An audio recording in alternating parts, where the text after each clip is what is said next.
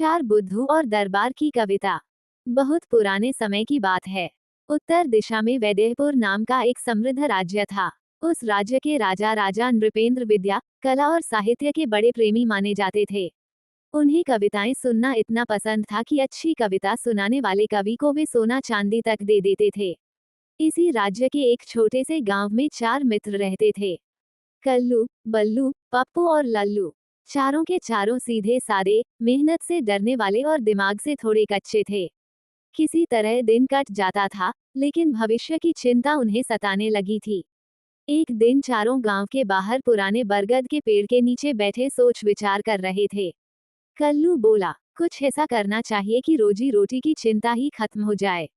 बल्लू बोला, तो क्यों न हम मंदिर के पुजारी बन जाएं? रोज चढ़ावा मिलेगा। पप्पू हंस पड़ा, अरे बुद्धू, पूजा पाठ तो हम में से किसी को आती ही नहीं। लल्लू बोला, तो फिर साधु बन जाते हैं, बस राम राम बोलेंगे। कल्लू बोला, साधु बनने में भी त्याग करना पड़ता है, वो हमसे नहीं होगा। थोड़ी देर चुप्पी रही, फिर पप्पू बोला, एक उपाय है, हम हाथी खरीद लें, लोग उसे गणपति समझकर जहां जाएगा वहां दान देंगे। चारों की आंखें चमक उठीं, पर तुरंत समस्या सामने आ गई। बल्लू बोला, हाथी को चींटियां काट लेती हैं, पहले चींटियों से छुटकारा पाना होगा। चारों को ये बात बहुत समझदारी की लगी।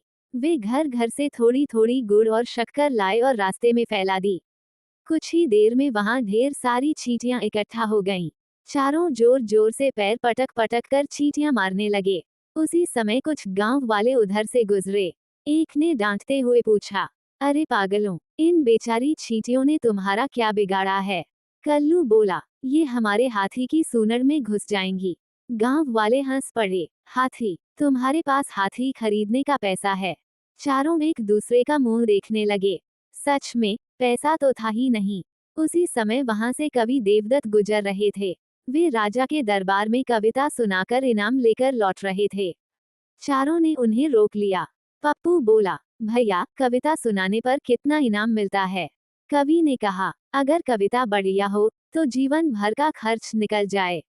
बस, चारों को नया रास्ता मिल गया। कल्लू बोला, हम भी कविता सुनाएंगे। बल्लू घबराया, पर कविता तो आती ही नहीं। पप्पू बोला, चलते चलते बना लेंगे। चारों राजमहल की ओर चल पड़े। रास्ते में एक कटहल पेड़ से गिरकर कल्लू के सिर पर लगा। कल्लू चिल्लाया, पककर कटहल गिर गयो रे। बल्लू उछल पड़ा, अरे, ये तो कविता की पहली पंक्ति हो गई। थोड़ी दूर आगे एक महिला आम के पत्ते तोड़ रही थी।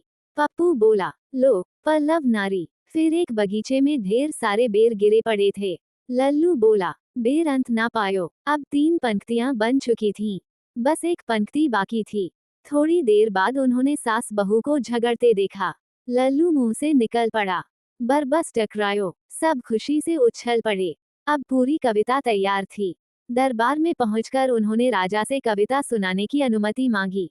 राजा प्रसन्न हो गए। कविता सुनाई गई, पककर कटहल गिर गयो रे।